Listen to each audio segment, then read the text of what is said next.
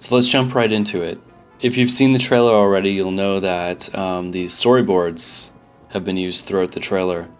Images on what appears to be canvas, like a hemp bag or something of the sort. You can see a Sheikah eye dropping a tear. And from the ground, we see trees growing. It's difficult to tell, but to me these look a little bit like Deku scrubs. Almost looks like they have faces, a little nose and two eyes.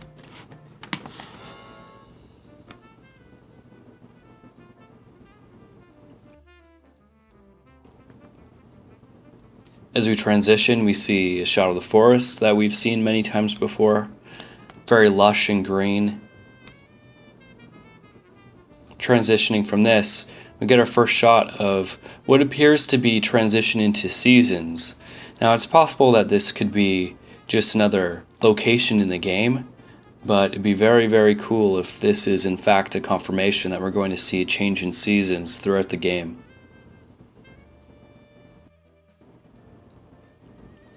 Moving forward, another storyboard, story shot, whatever we're going to call it.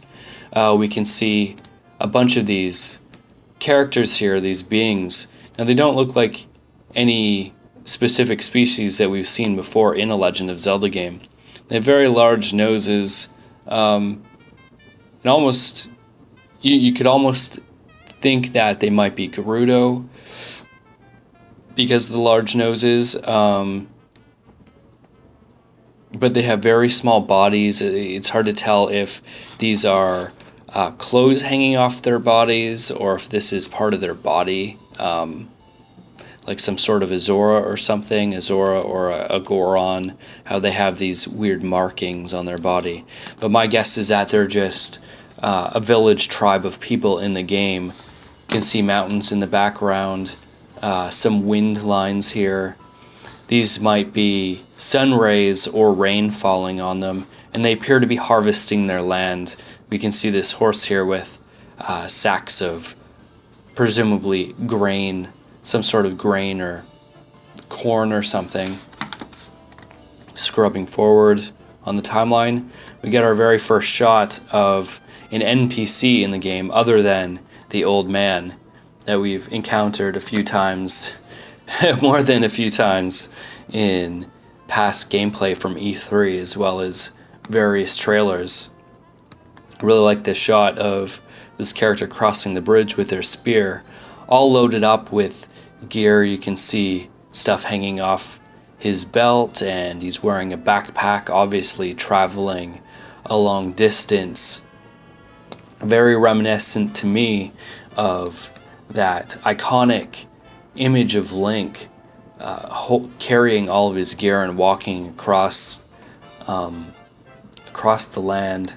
I'll just overlay that image so you can see what I'm talking about. You can see the flickering flames on the bridge. I'm sure this area is going to be very beautiful to walk through in the middle of the night, even if there are some bad guys that you have to cross. In the background we can see what looks to be a non-functioning guardian over on the lake bed there, with some wood sticking out. Might be an ancient dock that nobody is using anymore, that's dilapidated and completely rotted.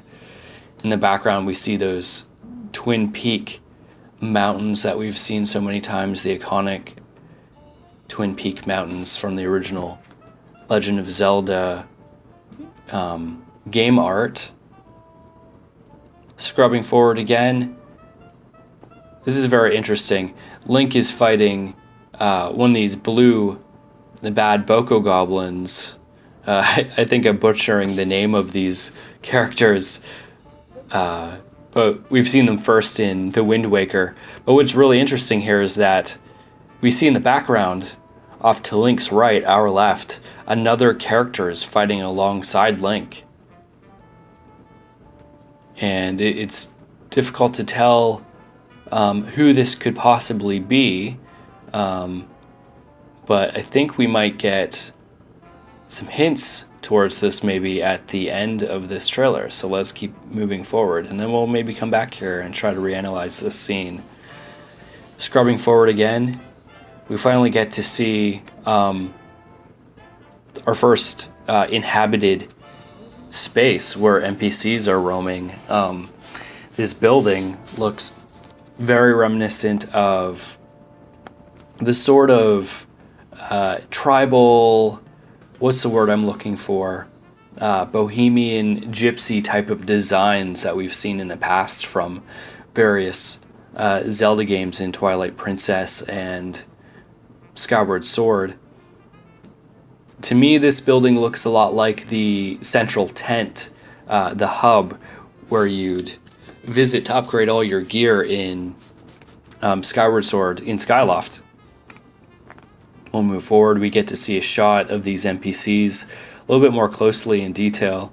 There's a handful of them here, and we get to see this little dog running alongside the horse, which makes me wonder how we're going to interact with all the creatures in the game.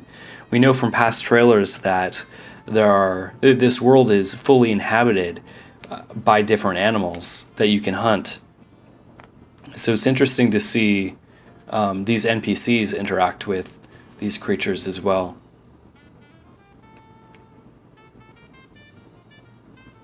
Almost looks like, yeah, this building does look like another hub for NPCs. Not sure if it's a circus or it's going to be like a bazaar where you can upgrade your gear and buy potions and whatnot. We'll move forward. Another storyboard shot on canvas. I think this is foreshadowing for what we're going to see a little bit further on here in the trailer. But in the foreground we can see a bunch of homes or buildings with citizens in front, and then in the background we can see what looks to be a peak of a castle. So this could possibly be a storyboard explaining what happened to Hyrule Castle, the original one in Ocarina of Time, or perhaps the one that we see, the Hyrule Castle in the Hyrule Castle town in Twilight Princess. Now I make the differentiation between those two locations because, as we've seen on the Great Plateau, there are hints that this area was the same area, or is the same area, as the Hyrule Castle town from Ocarina of Time. Whereas in the far-off distance beyond the plateau, we can see where Calamity Ganon is flying around the Hyrule Castle from Twilight Princess. Scrubbing forward again, we can see our first shot of an actual village. It's very green, full of water. We can see a farm down below here. There are many different levels to this village. We see orange flags being hung across the village, which suggests that perhaps this is the flag or the colors of these people. Perhaps this is a tribe, and this flag is their own town flag. It's an identifier for them. In the background, we can see running water by a waterfall. A building design that looks different from the rest of these houses. This could possibly be where the elder is living, or another wise person that we have to interact with during the course of the story. Moving forward, we see a better close-up of this field. It looks like somebody is harvesting their vegetables.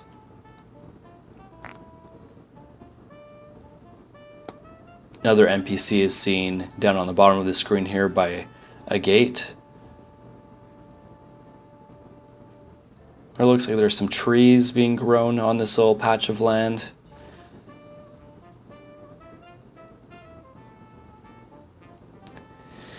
So this is the big shot, our first glimpse at the Master Sword in its full glory. As we all remember, we did get to see the Master Sword previously, but it was at the end of the original Breath of the Wild trailer. Excuse me.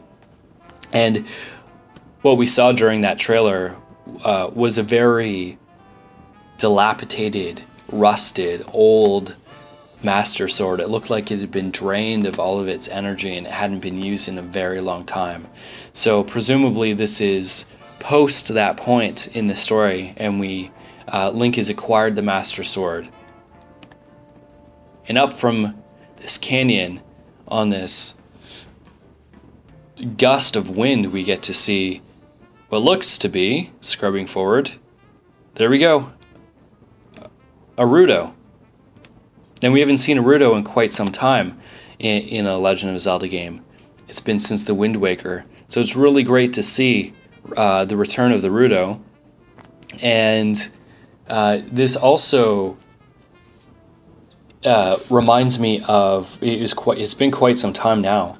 And I can't remember if it was an interview with Iwata-san or one of the other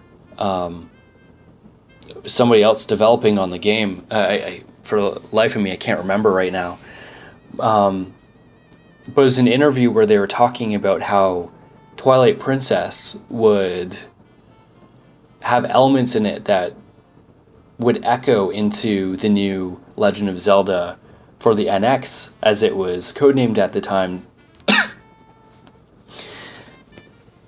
When we go back to the Legend of Zelda Twilight Princess HD, we can see on pillars that are chiseled in rock, shots of Rito cohabitating with the Zora, which is interesting because in Wind Waker we were told that the Rito had evolved from Zora, which has always been a very confusing thing to me. But at any rate, in these murals, stone murals, and I'll overlay them so you can see what I'm talking about, we see Rito and Zora and Goron with the Triforce and our three main characters that we've had throughout all the Zelda games. Ganon, or in his human form Ganondorf, Princess Zelda, and Link. All symbolizing, of course, the three pieces of the Triforce.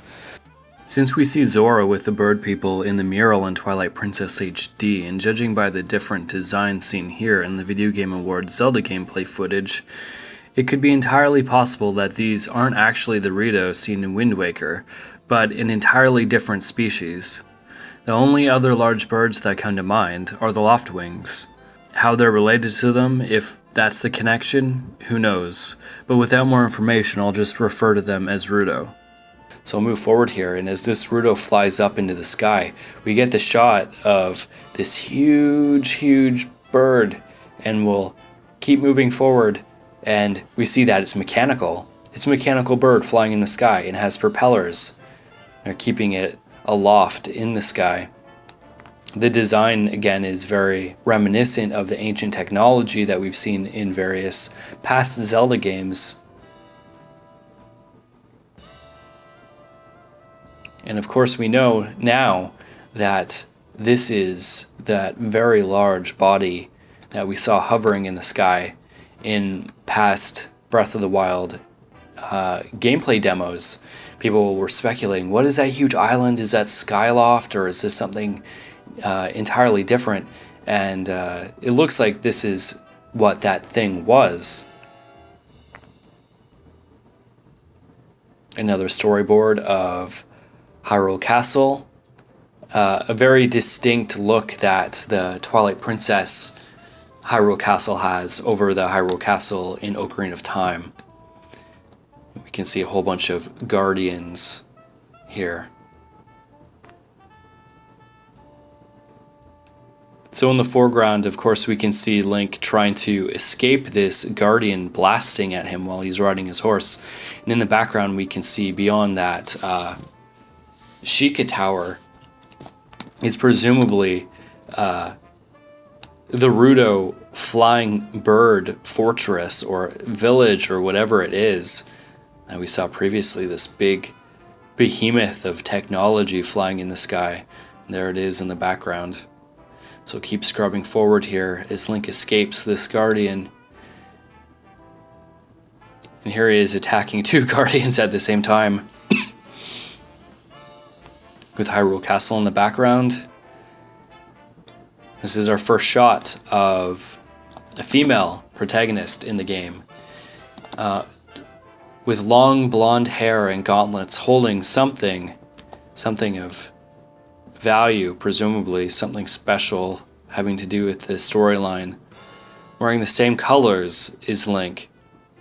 However, the big change here is that this blue garb has these gold accents throughout it. And we can see when we stop the video that she also has a pouch similar to Link's pouch. So, let the speculation begin. Is this an entirely new NPC? Is this an actual playable character? Or is this somebody, maybe the exact same person that we saw previously? If we scrub back, maybe I can find it again. Is this also the same person that we saw battling alongside Link? And it's difficult to tell. It's possible that this is the same person and they're wearing entirely different gear and clothing, as we know Link can do in the game. So stands to reason that if you have team members, if you're forming a band, or if you just have a teammate for a portion of the game on a mission, that you can possibly equip this person with different gear. Then again, this could be an entirely different person from the one that we're seeing at the end of the game. So we'll move back to it.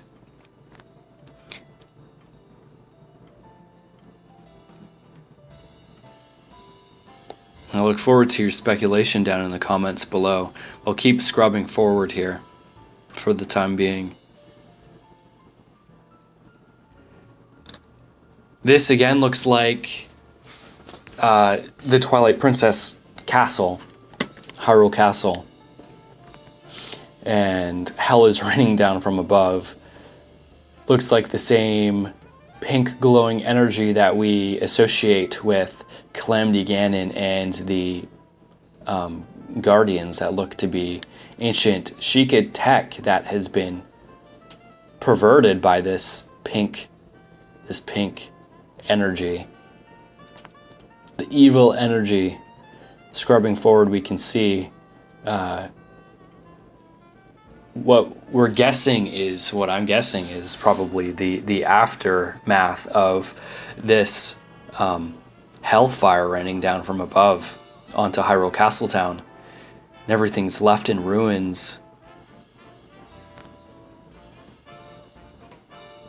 Now I'm guessing that these are probably combined shots. It's difficult to tell because we have so little to play off of here.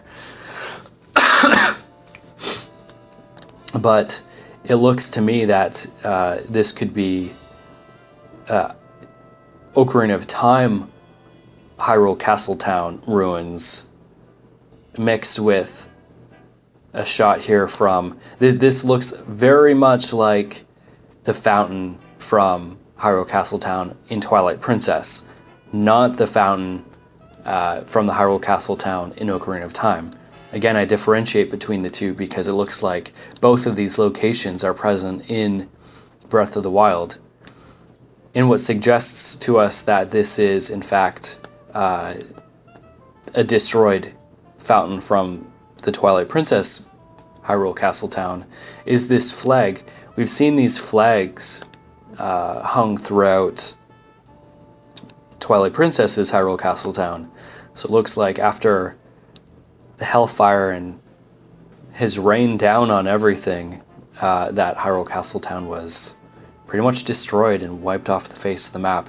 Now it's possible that this is a different fountain, but I'll overlay a shot from Twilight Princess so you can get an idea of the design similarities. It looks very, very much like that fountain.